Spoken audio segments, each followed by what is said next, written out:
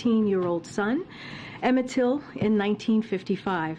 Invitees include cast of the film, the family of Emmett Till, students, civil rights leaders, historians, and families of victims of hate-fueled violence. The Biden administration is working to counter the corrosive effects of hate-fueled violence. In March, President Biden signed H.R. 55, the Emmett Till Anti-Lynching Act. In September, the president hosted the United We Stand Summit to rally a whole-of-society response to prevent and recover from hate-fueled violence and to foster national unity. With that, Zeke, you want to kick us off? Thanks, Karine. The president's back from his physical. Hopefully to get a readout position at some point. So, as you just mentioned, the president has his physical this morning. It was very much, the exam was straightforward. And as you all saw, he returned to the White House to get back to work. Hopefully in a couple of hours later today, we will have a comprehensive written report from his doctor. This is going to be the same transparent way that we did it back in 2021. So you can expect to hear directly from his doctor via this comprehensive written report. And any flags in the physical? I don't want to get ahead of the doctor. As you saw, he just got back moments ago.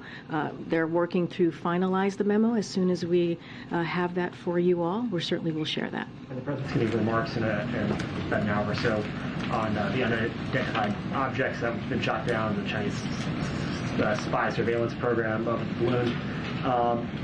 There's been that interagency review process on the way for last week. Is it safe to assume now that the president's speaking that review is now done? And should we expect to hear about these new procedures that you've been previewing the last couple of days? So let me just first say, I'm not going to get ahead of the president in his remarks, which will happen momentarily. He will speak about the United States response to the recent aerial objects. That includes our decisive response to China's high-altitude surveillance balloon, and the president putting the safety and security of the American people always first.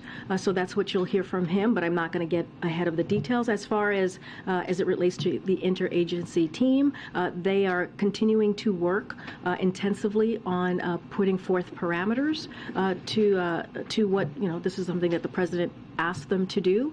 So that is continuing. That work is continuing, but you will hear from the president, and he'll give an update on what has occurred over the last several days. And briefly, last night there were reports of the FBI searched the University of Delaware, the president's papers there from his time in the Senate. Did the president consent to that search? So I understand the questions. I know there are going to be a few more questions about that. I'm going to say from here, as I have been for the past couple of weeks, we're going to continue to be prudent.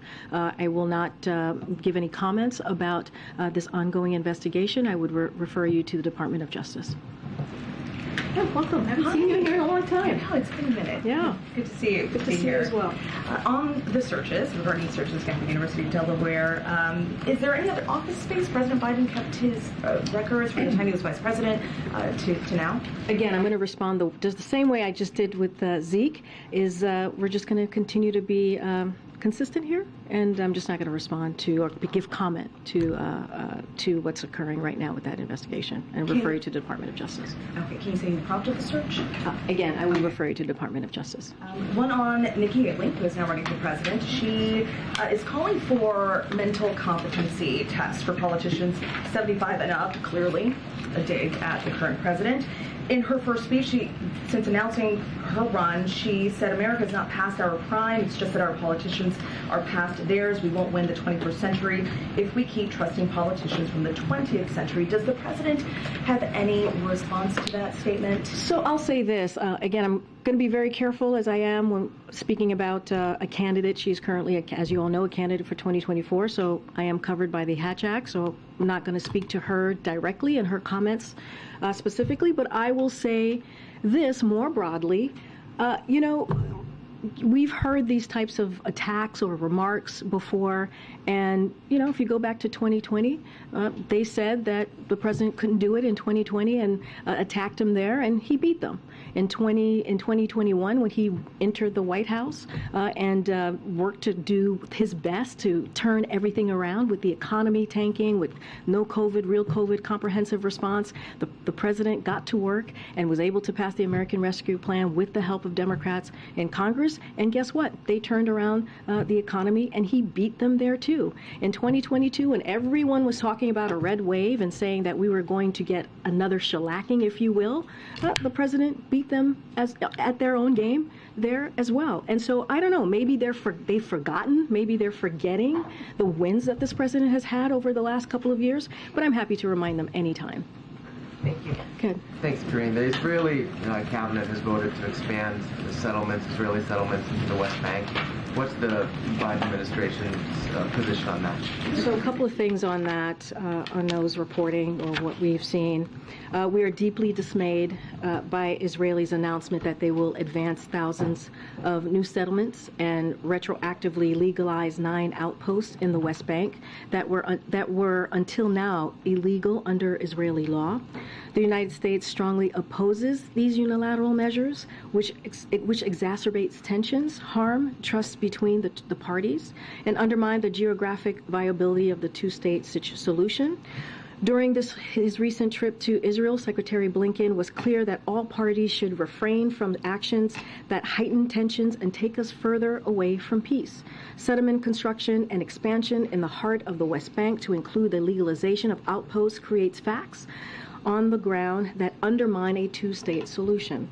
It has been long-standing U.S. policy under both Republican and Democratic administrations that settlements are counterproductive to the cause of peace. The Biden administration maintains this firm opposition to the settlement expansion, and that is where we are with that at this time. One other topic. Has the White House been in touch with Senator Manchin about his comments or his push that there should be talks about the debt ceiling and a reduction in So I'll say more broadly, our team here is in regular communication with Senator Manchin. We've had clearly close relationship with him and working on key historic pieces of legislation over the past 2 years.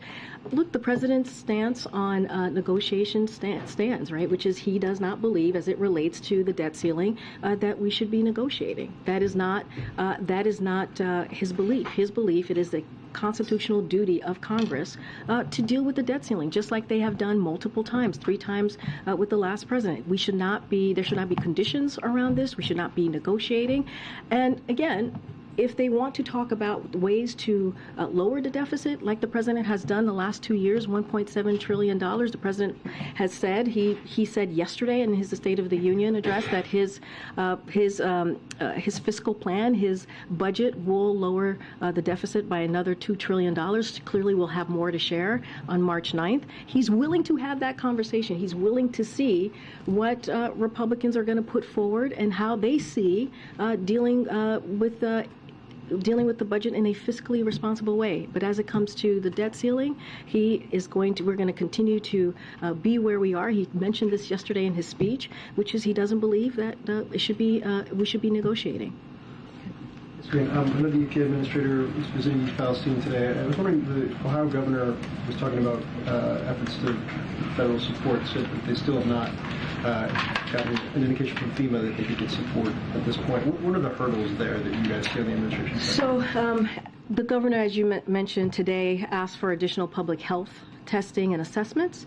We're deploying teams from HHS and the CDC now. As you all know, these needs are much more expansive than what FEMA can meet. And so FEMA is on the front lines when there is a hurricane or tornado. As you know, you've seen the president visit devastated areas across the country. This situation is very different. And so that doesn't mean FEMA isn't supporting response. They indeed are. This is a multiple agency response that are folks that are involved, agency that are involved, as I just mentioned, HHS, CDC, EPA as well. And they are coordinating with the Emergency Operations Center and working closely with the Ohio Emergency Management Agency. Each federal agency has its own unique role here, and we've mobilized an interagency team to get the people of Palestine, of East Palestine to be more exact, the support that they need. And look, our priority, as I said 2 days ago, is the health and safety of the community. That is indeed our top priority for the moment as we look at what they're dealing with in Ohio. Just one more on a foreign policy topic. China yesterday warned or threatened, I guess, of countermeasures against U.S. U.S. entities in response to the shoot-down of their spy balloon today. They've sanctioned 2 U.S. defense contractors. Is there any response there, and what does this mean for the bilateral relationship? So the way that we see that there's the sanctions that you just mentioned is that these are symbolic and measures and unnecessary. That's how we view them. And look, China can speak to their own actions, but again, we see them as symbolic and unnecessary. Go ahead, Michael. Thanks, Karine. The other mic. There's 2 mics. Okay, go ahead. On the train derailment in Ohio, Secretary Buttigieg has gotten some criticism, much of it in Ohio, some of it from Democrats and Republicans, who argue that he waited too long to respond, and then he's seemed to be fixated on trying to deflect blame to the previous administration. So does the president, is he satisfied with the government's response to this derailment? And does he have confidence in continue to have confidence? Yes, absolutely. I can answer that very quickly and very with confidence from here that we do have absolute confidence in Mayor Pete. And I always say that, Secretary Buttigieg. All right. Go ahead. Thanks, Karine. There's been some reporting about this, but it would be great to hear about it from you. When did the U.S. first begin tracking the balloon? Was it when it first took off from Hainan Island? So that's a good question. I know that the Pentagon has answered that before, actually laid out a timeline of when that all occurred. I don't have that in front of me to share with all of you, so I would point you to the Pentagon. And so, again, they've had detailed information on the tracking of the balloon and when it was first, I guess, seen or visible to them, and also laid out when the president was informed. I just don't have that it's in great detail. I just don't have that in front of me at this time. And has the intelligence community now concluded that it likely began heading east but veered off course, and that's why it ended up traversing the United States? So look, I want to be really mindful here because I've heard this before. I don't have any specifics to share on that. You're talking about the Hawaii and the Guam piece to this. So I just want to be super careful there, and I would probably refer you to the Pentagon. And what we think that they are doing is they are deflecting. They're coming up with excuses and trying to spin this. And at the end of the day, their surveillance balloon was indeed in our airspace. And they said it was, as you all know, they said it was a potential weather balloon, which it was not. And so it's been very clear.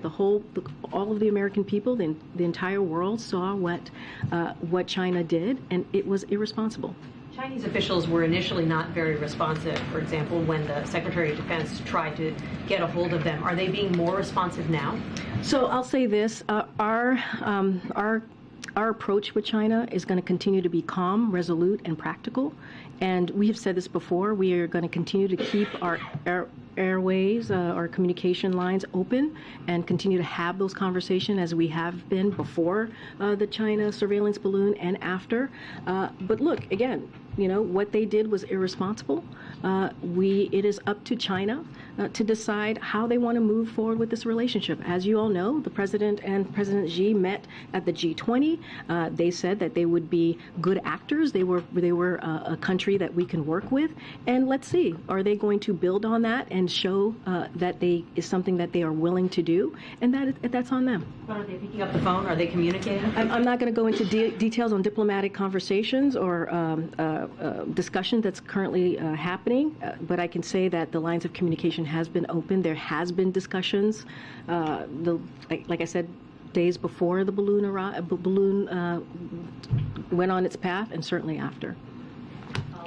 Karine, thank you so much. The Vice President said on China, kind of following up on what Nancy was asking you, I don't think this issue with the Chinese spy balloon has changed relations with China. Does the president agree with that assessment? How is the administration viewing the broader? I mean, it's very much to what I was just saying, what our approach to China is going to continue to be, which is calm, resolute, and practical.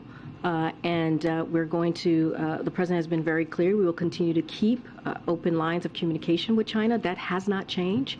And we saw China's behavior. It was irresponsible and visible. Changed in the wake of this, Karine, because we heard a lot of top officials say clearly this was a violation of the U.S. sovereign airspace. And you've heard us say this from here, too. It was a violation of U.S. airspace, and we have been very clear with our communications with China. That has not changed. You saw how Secretary Blinken postponed his trip to China because of their irresponsible behavior, and I don't have a trip to announce from here or when that trip is going to continue. That is something that the secretary is going to decide with the president. But again, we have been very clear. What China did was irresponsible. It was irresponsible actions. What's the level of expectation that Secretary Blinken will meet with his Chinese counterpart in Munich? I'm not going to get ahead of that. Like I said, the lines of communication has continued to be open, and we will continue to have those discussions. And again, and as I mentioned moments ago, you're going to hear from the president. He's going to speak very decisively about our response to China's high-altitude surveillance balloon. So you'll hear from the president, and he'll lay that out. Try one more time on Nikki Haley's comments. I heard you respond to what she said.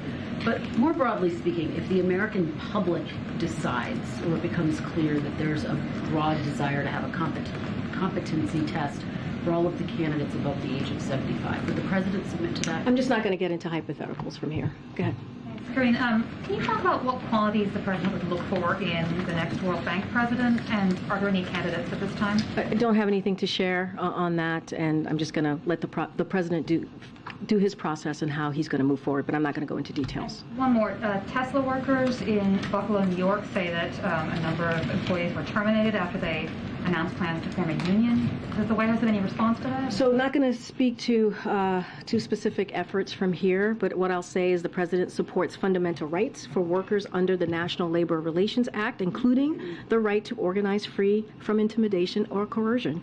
That's why he's adopted a strong leadership team and increased funding for the NLRB, and has urged Congress to pass the PRO Act to strengthen opportunities for private sector workers to make a free and fair choice. But I'm not going to speak to the specific actions that have been reported today.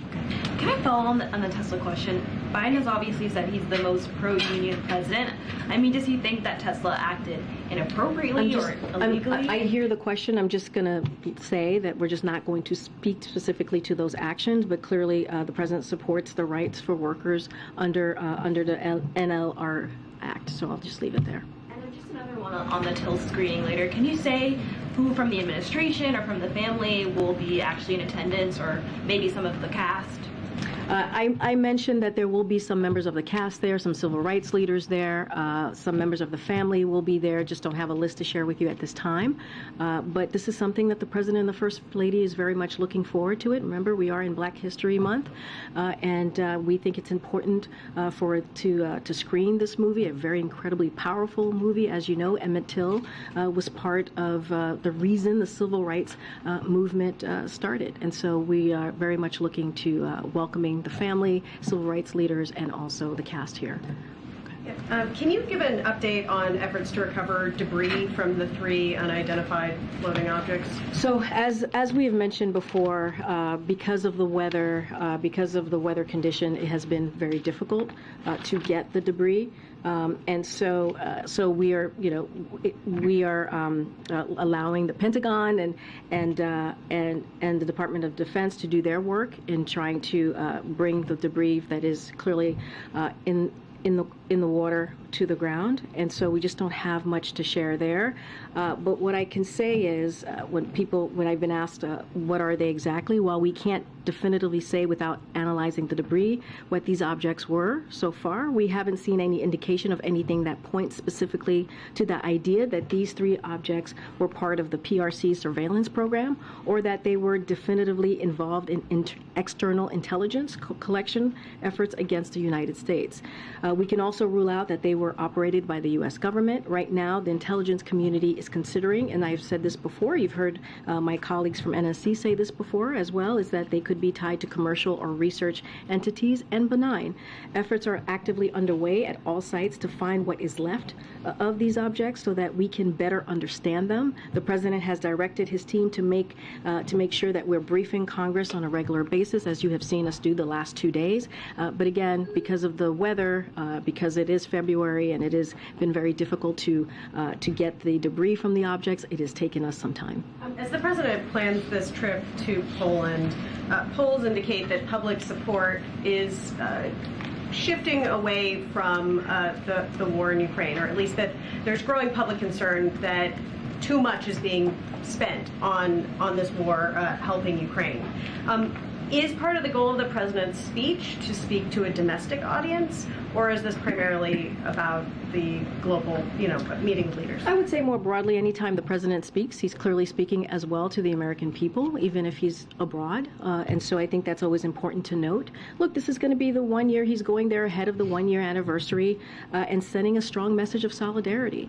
And the President understand and to reaffirm, right, our support for the Ukrainian people as they're fighting back against a brutal war that Russia started almost a year ago. And the President believes it's important to show that solidarity. It's important to show our partnership and that we are indeed supporting our NATO allies. And so that's what you're going to see. And also the eastern flank, right? We're going to Eastern Europe, as you just mentioned.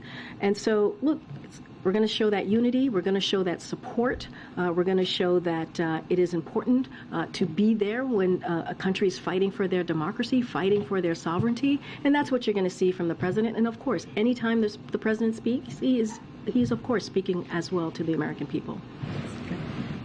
The mayor of East Palestine said yesterday was the first time he had heard anything from the White House about the train derailment. Could you talk a little bit about the White House's outreach and what you plan to do in the days ahead and why you had reached out earlier? So again, the health and safety of the community is our top priority. I mentioned, I believe on Tuesday, that EPA had been on the ground since February 4th. And so they have been on the ground for some time, but I can give you a little bit of where we are today. President Biden spoke directly to Governor DeWine to offer federal assistance, and the EPA administrator, Michael Regan, is in East Palestine now. I believe he's going to be holding a press conference in about 20 minutes or so, and to talk about the ongoing efforts and what we're doing on the ground. Multiple federal agencies have been on the ground, as I just mentioned, some of them since February 4th, working hand in glove with the state and local officials who are leading the emergency response efforts. They're working to get to the bottom of what caused the derailment, monitoring air quality, collecting soil samples, testing surface and groundwater for any contaminants. And I know we understand the residents are concerned, as they should be, and they have questions. That's all understandable. And we're going to get to the bottom of this. We're going to try and figure out an answer to what occurred. So we're going to get through this together. We're going to hold Norfolk Southern accountable. And right now, our message to folks in Ohio in that area is to listen to your state and local officials. It is important to listen to them, to allow them to do their work, and we are going to do everything that we can to keep that community healthy and safe and get to the bottom of this as well. Okay. Thank you, Karine. About the President's health, more broadly than the doctor's report and so on that we're waiting for, can you speak to how confident he is that he's going to feel up to it? He's going to feel good getting up in the morning to do this job, very grueling job, not just today or even in 2 years to finish out this term, but in 6 years from today, when he would obviously be 86. Yes. Yeah. Yes. Well.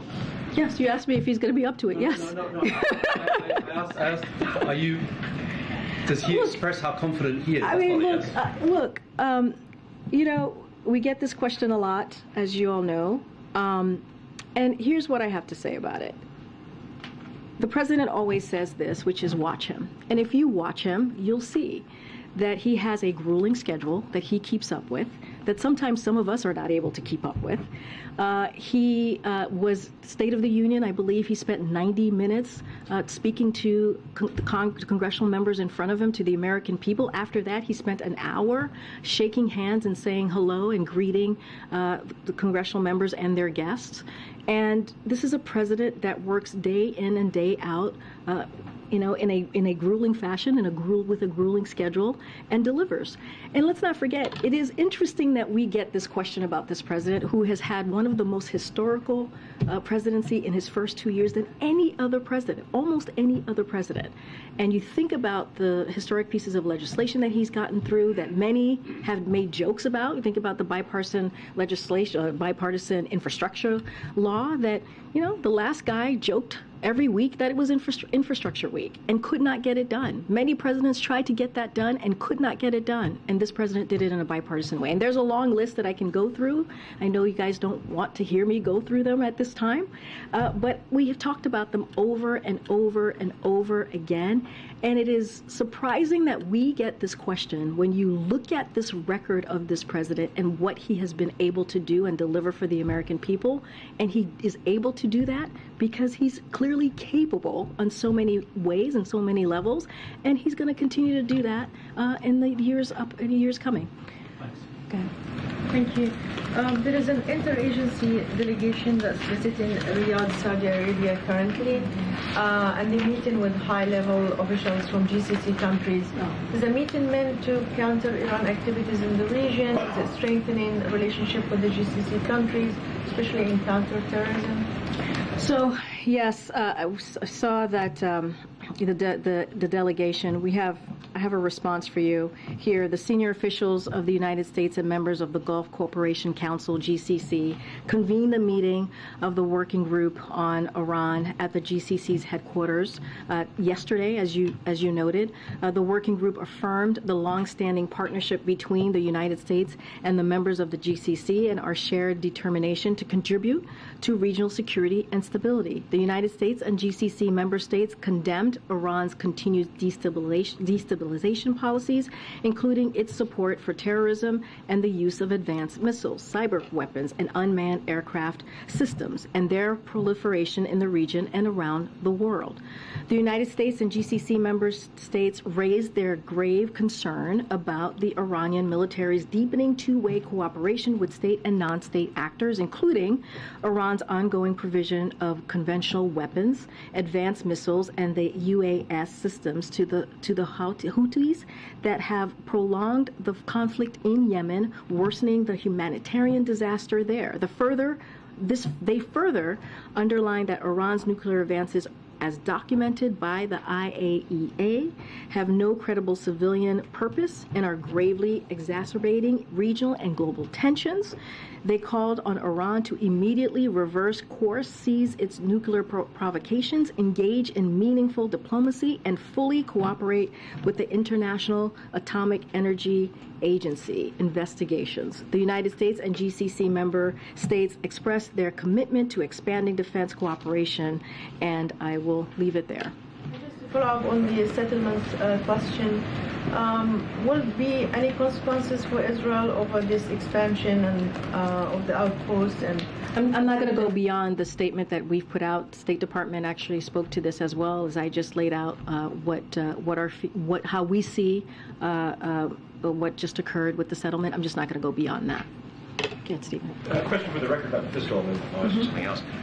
The last time the president had a physical in November of 2021, he was sedated during colonoscopy. Power was temporarily transferred to the vice president. Did that happen today? So last year, as you know, he had a colonoscopy last year, and which was entirely normal, and therefore he did not need a screening this year. So that's why you won't see that occurring once again this year.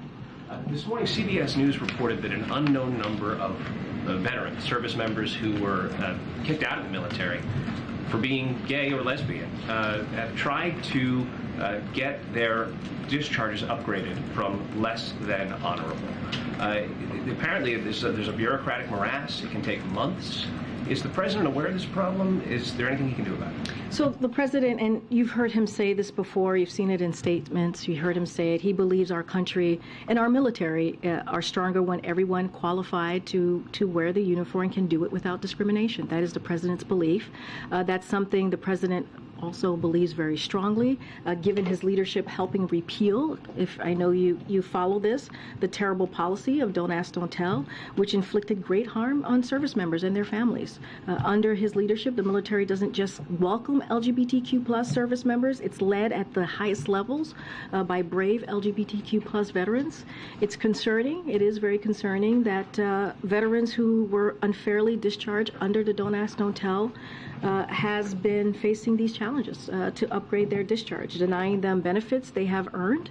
And it's something we are definitely going to look into. The Department of Defense has worked to simplify the process of applying to the Military Department Discharge Review Boards to correct past records. And they have also conducted outreach campaigns to make sure that veterans know how to access this process, which is critical because no veteran should feel overlooked or that the process is inaccessible. So something that we are looking towards, and we find this, we think it's an important issue that we need to make sure that we evaluate and assess. Hi, Karine. I just wanted to ask about the East Palestine matter again. So there, in the immediate aftermath of that, Norfolk Southern offered a rather modest donation to residents, $25,000. And last night there was a public meeting at which Norfolk Southern didn't appear. What did the White House make of that response? Say that one more time, Norfolk Southern. There was a public meeting at which its representatives did not appear, having previously said they would. What does the White House make of that? So look, I can't speak to the appearance or non-appearance of them. What I can say is what we're focused on. As I mentioned, there is a multi-agency response to what is occurring in East Palestine. And we take this very seriously. We are going to be committed to making sure that the safety and the health of the community is addressed. And as you just heard me say, the EPA administrators on the ground currently, and the president has been in regular touch with the governor. And just to follow up with one thing, there was a bipartisan letter, one Republican and 3 Democrats, calling for the EPA to use its existing authority to ensure that Norfolk Southern pays for the cleanup. Is that something? Look, as you know, there's an active investigation underway. So the National Transportation Security Board is on site and looking into the cause of the derailment. I just don't want to get ahead of it at this time. But again, an active situation happening in this. Okay, you have the last question. I want to ask you the congressional budget report. So the president said that he has cut the deficit over the past 2 years, but isn't that misleading for Americans because it was the COVID spending that ended that really brought that money down, as well as the president signing an increase in ongoing federal spending. And now the CBO is saying the federal deficit this year is $1.4 trillion and averaging $2 trillion until 2033. So look, the president has long made reducing the deficit and being fiscally responsible as a priority. He did that as a president. He believed that as vice president, and something he believed as a senator.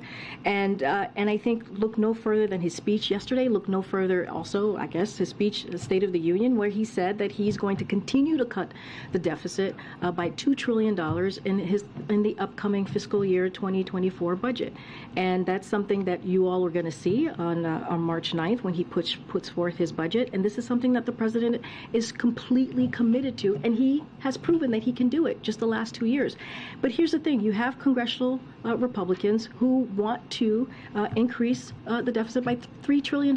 When you think about repealing the Inflation Reduction Act, when you think about extending the Trump tax cuts, that is $3 trillion that they are looking to balloon the deficit. And so their plan actually doesn't help what they're listing out that they want to do, and they also want to give tax cuts to the wealthy. That is what they want to do. That is how they're moving forward. The president has been very clear. You see it in his record, $1.7 trillion. Then you're going to see it again when he puts his budget out on March 9th. Are there spending cuts in that budget as well? I'm not going to get ahead of the president. I'm just saying what he laid out to all of you yesterday: $2 trillion. He's going to lower the deficit, and that shows fiscal responsibility. And that's something that the president has talked about as vice president, as senator, and he's shown it. He has the receipts. Thank you, everybody. See you tomorrow. Karine, has the president talked about visiting with Palestine?